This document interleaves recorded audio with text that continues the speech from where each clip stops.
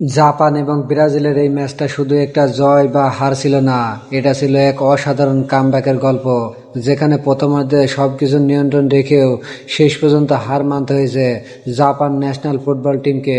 আর অন্যদিকে ধৈর্য, কৌশল আর মানসিক দৃঢ়তায় জয় তুলে নিয়েছে ব্রাজিল ন্যাশনাল ফুটবল টিম।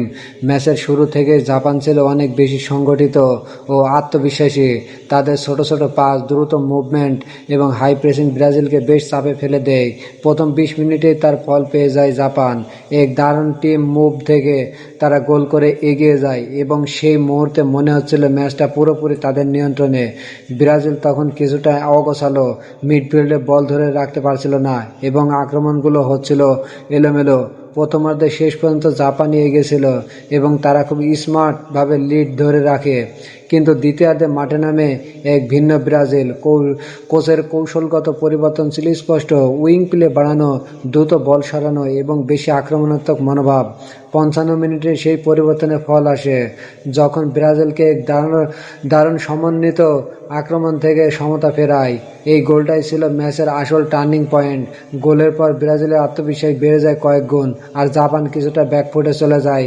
70 মিনিটের পর ব্রাজিল আরও চাপ বাড়ায় এবং অবশেষে 72 মিনিটে তারা দ্বিতীয় গোল করে লিড নিয়ে নেয়। এই সময়ে জাপানের ডিফেন্সে কিছুটা ফাঁক দেখা যায়, যা ব্রাজিল খুবই ভালোভাবে কাজে লাগায়।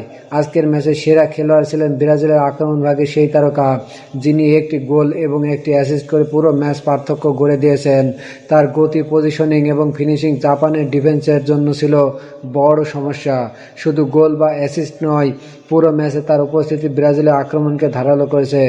কৌশলগত দিক থেকে দেখলে জাপান শুরু করেছিল 4-2-3-1 ফরমেশনে, যেখানে তারা মিডফিল্ডের সংখ্যায় বেশি রেখে ব্রাজিলকে চাপে রেখেছিল। অন্যদিকে ব্রাজিল তাদের পরিচিত 4-3-3 ফরমেশনেই খেলেছে, তবে দ্বিতীয়ার্ধে তারা উইং দিয়ে আক্রমণ বাড়িয়ে খেলার মোড় ঘুরিয়ে দেয়। বল দখলের লড়াই ছিল প্রায় সমান, তবে ব্রাজিলের আক্রমণ ছিল বেশি কার্যকর। তাদের পেসিংয়ের দ্বিতীয়ার্ধে অনেক উন্নত হয়, যা জাপানকে ভুল করতে বাধ্য করে। এই ম্যাচে ব্রাজিলের জয়ের পেছনে 3টি বড় কারণ স্পষ্টভাবে দেখা